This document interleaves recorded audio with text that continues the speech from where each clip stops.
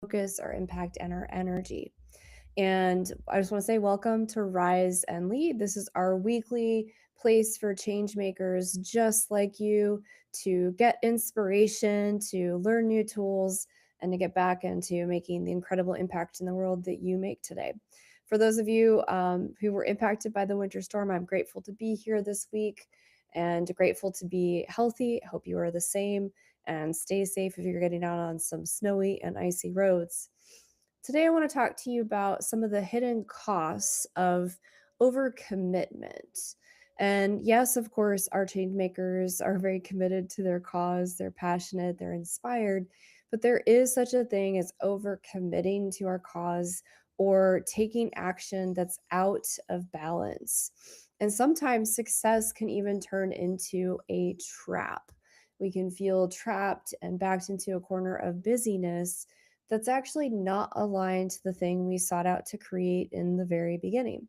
So, if any of this feels familiar, you're feeling drained, you're feeling overwhelmed, you're feeling like the success you built is actually sapping your energy, put a hand up emoji in the chat. We see you.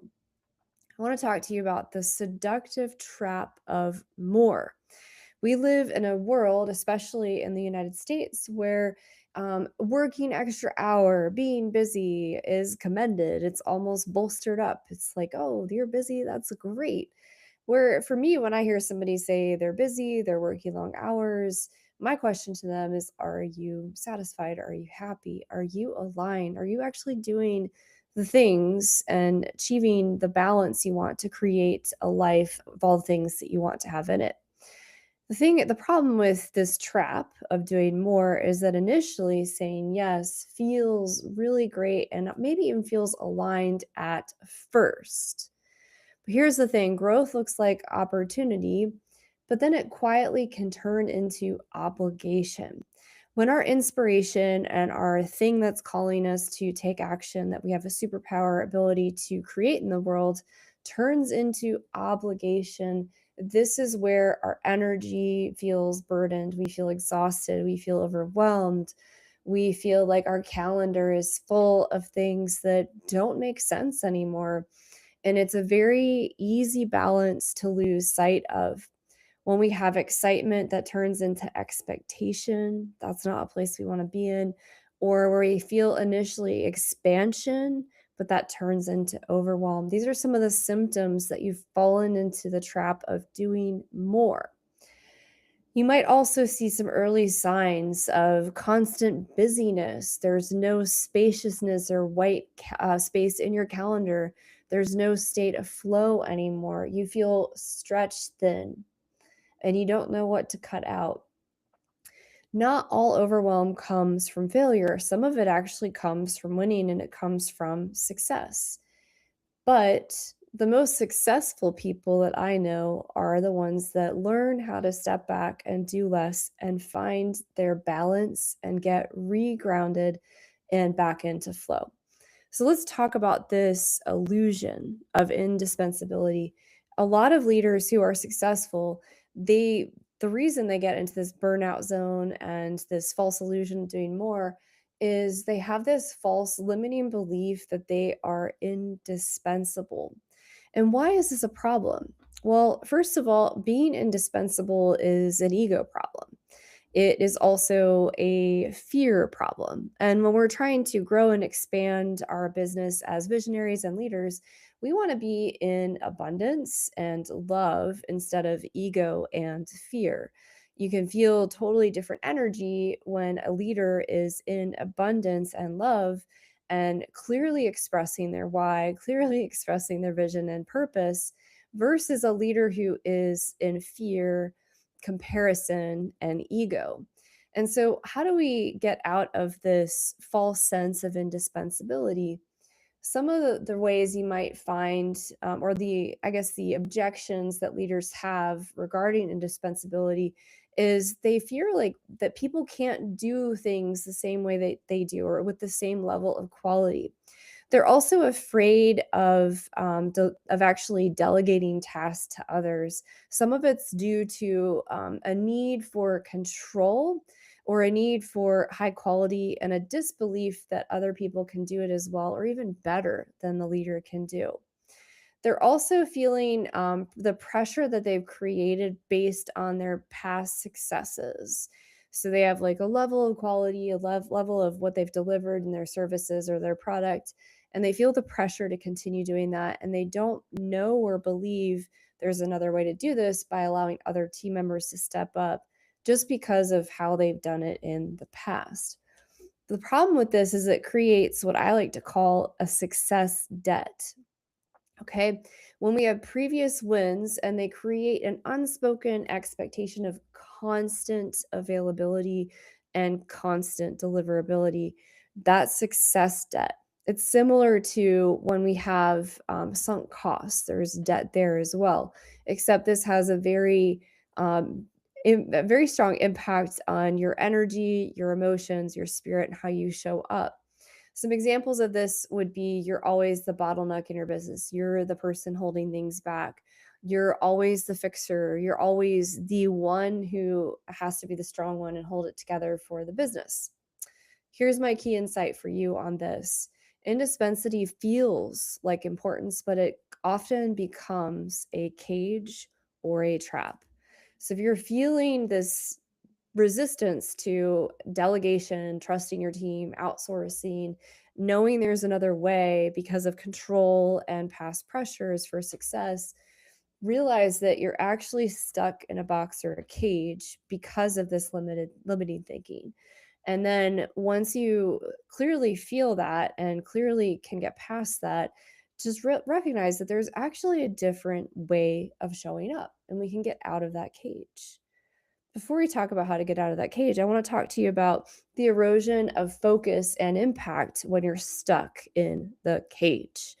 That cage, that being stuck in that box, that limiting belief, that limiting fact, it has a huge strategic cost. Here's the thing, we have what I call the priority paradox. When everything is urgent, nothing is strategic. I want to repeat that until that lands with you. When everything is urgent, nothing is strategic. And so when we can get out of everything being urgent and being just reactive, we can be strategic, we can be intentional, we can build that vision, we can get ahead in the business by working on the business, not in the day-to-day details.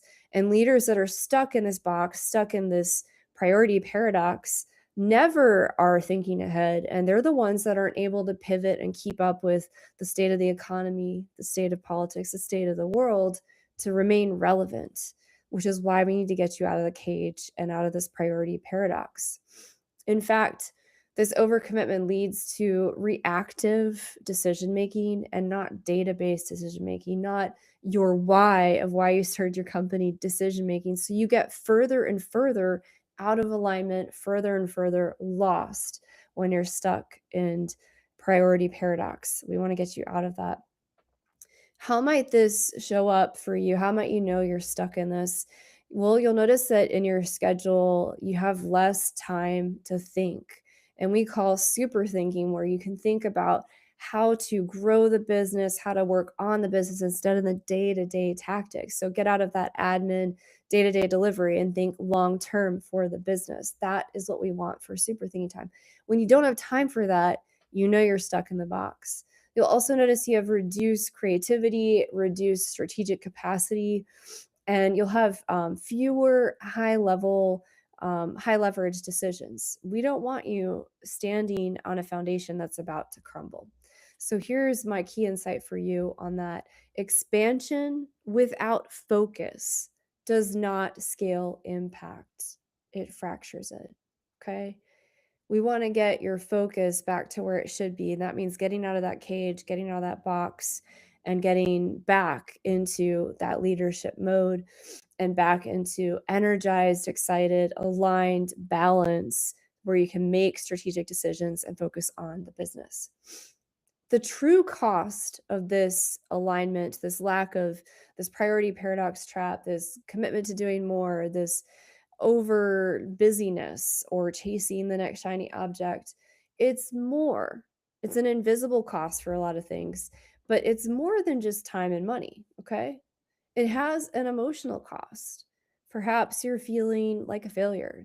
Perhaps you're feeling exhausted. Perhaps you're just feeling emotionally distraught because you've lost your way, you've lost your compass and your North Star.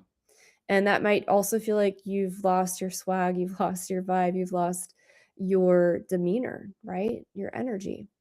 And that also has a relationship cost. And as we know, we've talked about this past podcasts, past episodes of Rise and Lead. Your relationships matter. It's how you do business. And so when we have relationship impacts where we're not showing up because we don't have emotional capacity, we don't have physical energy to do so, it affects your employees, it affects your customers, it affects your sales, it affects everything in your organization, and it affects your personal relationships. And we know when things fall apart in our personal life, it has a huge impact in our business because we can't separate as humans who we are across the board. It also has a huge opportunity cost. There's so many things you could be doing working on the business, and you could be growing things if you hadn't backed yourself into this corner, into this box, into this paradox where you're just in reactive mode. There's a massive opportunity cost. And that's why I like to say this is similar to like a golden cage. Like, sure, it's built on success, but it feels heavy inside. It feels out of alignment, and it feels like you're pushing a boulder up an icy hill. You're just taking a step forward and sliding backwards 10 to 20 steps every single time. And that's exhausting. If your success requires constant self abandonment, it's not sustainable leadership. Okay. If it's having this negative constant impact on you, where it's having those emotional impacts, relationship impacts, the opportunity cost, you are out of alignment and there is a better way. Okay. So that's what I want to tell you. Like, you're listening to this, probably like, this is really depressing. Yes, I am in that space. How do we get out of that space? I want to talk to you about how do we get back into strategic activation where we can reclaim your success. Okay. This is your way forward. Step one, I want you to do a commitment audit. I want you to look at everything you're responsible for in your personal life, in your work life, in your company, in your career. And then I want you to, after you have that whole list, go back through that list and I want you to ask yourself a few questions. Number one, does it still align? Does it still align to your why? Number two, does this require me? And if not, okay, why am I holding on to this thing and why am I not letting somebody else do it? Number three, does it create energy or drain it? And from that list, identify those energy stealers, those energy vampires on your list, and then figure out a plan to outsource them. If your schedule isn't aligned to what gives you energy, what fuels you, what inspires you, what's aligned to your long term legacy, your long term why the heck is it on your schedule? And how can we get it off? Tool number two, the strategic no. The strategic no. A lot of people, especially people pleasers, perfectionists, feel this weird, like unnerving need to say yes to everything. When we say yes to everything, we back ourselves into the corner of busyness and we back ourselves into a space where we end up saying no to things that really can move the needle forward. If it's not aligned to your life priorities, your values, your vision, and your mission, you need to say no to it. Boundaries protect energy, and boundaries protect your future impact and your ability to show up as a leader. Say no and stop asking permission from somebody external to you in order to say no. Be kind, but hold firm and create those boundaries. Number three, we're going to talk about redefining success. In order to shift from expansion to effectiveness, from busyness to presence, and from doing more to leading better, you need to redefine success. And that means after you've done that list and you've removed all those things that are energy stealers or the things you could outsource, it means making a plan to create actionable steps behind it. And that means for you, as redefining success, it's not doing all the things, it's doing the important things that as a leader you need to do so that your team can be effective. It's handing over delegation so that you can grow the company, you can grow the pipeline, you can be the visionary, you can be fueled and energized. It is not controlling everything. It is not doing all the things. It is not doing all the things that drain your energy. So redefine success, and perhaps that also includes a boundary list of the things you will constantly and strategically say no to, so you never end up in this space again. True leadership is not about holding more. It is about holding what matters. And so in step 3, I need you to identify what you will hold that matters to you as a leader, and everything else you will let go of today. All right, your weekly Changemaker challenge for today. I want you to name one commitment that you've outgrown and that you're ready to release or renegotiate. And if you feel bold and empowered and inspired, please share that one thing in the comments so that you can inspire other people in our Changemaker community. If you're feeling stuck still, put in the chat Biz Blocker. We have a business blocker resource that will help you get from stuckness to unstuck and has very tangible ways to identify which thing is blocking you and how to get back into action. So, once again, share that thing that you're willing to change or renegotiate in the comments if you feel inspired and bold enough, so that you can also be a ripple effect for our community of change makers today. All right, I want to share a quick story, or I guess a metaphor for this season. We are currently in winter, and that means we are, for spring preparation, planting seeds that we want to grow into beautiful things for our company in the spring, which is 2 months away. You guys, it's right around the corner. So, if we want to plant positive seeds that will grow what we want to see more of, that means we need to prune back everything we no longer want, the beliefs we don't want to exist in our business, the things that we no longer need, so that as we water those seeds, we're putting proper nutrition, proper beliefs, we're speaking proper life into that so that we have an amazing harvest this spring. This winter, I want you to reflect on, meditate, visualize, journal what you can prune back, and then what you want to plant seeds for this spring. The nutrients, the water, the beliefs, the things that you need to affirm in your life and in your business to those seeds so that we have the most beautiful harvest this year in this 2026. Okay. Success, as a reminder, does not require exhaustion. If you're exhausted, you are stuck in that golden box, that golden cage. It's time to get you out, and nobody can do it but you. We're here to support you, but you have to take that first step. Focus is a growth advantage, but it is time to break free from that golden cage and to get back into action and energy and strategic alignment by saying no to the wrong things and yes to the right things, and planting those beautiful seeds for an amazing harvest this spring. As a couple final reminders, if you are feeling stuck, please comment biz blockers in the chat so that we can send you a business blocker tool to get you unstuck. And then if you are feeling like you are way overcommitted, you're way exhausted, you're ready to take action, but you're feeling a little bit lost, or like you need a cheerleader support or accountability beyond these weekly calls, put clarity call in the chat and we'll send you a free link to book a clarity call so that we can get you onto a roadmap for those small steps you can take next so that you're not feeling alone, you're feeling supported, and you're feeling rooted for an amazing spring harvest this year. My last call to action for you, we had some folks ask, they said, oh my gosh, your live streams are amazing. How do I sign up for notifications for live streams?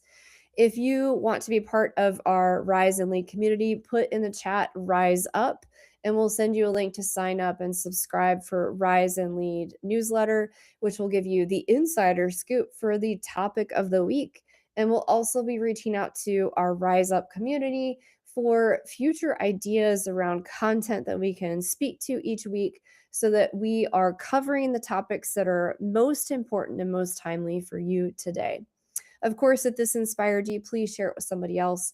Our goal here is to help inspire change makers to continue to have a positive impact in the world and to be a light over fear in this crazy time and this crazy human experience that we're having. Please share that out to the world, and we'll see you next week on Rise and Lead.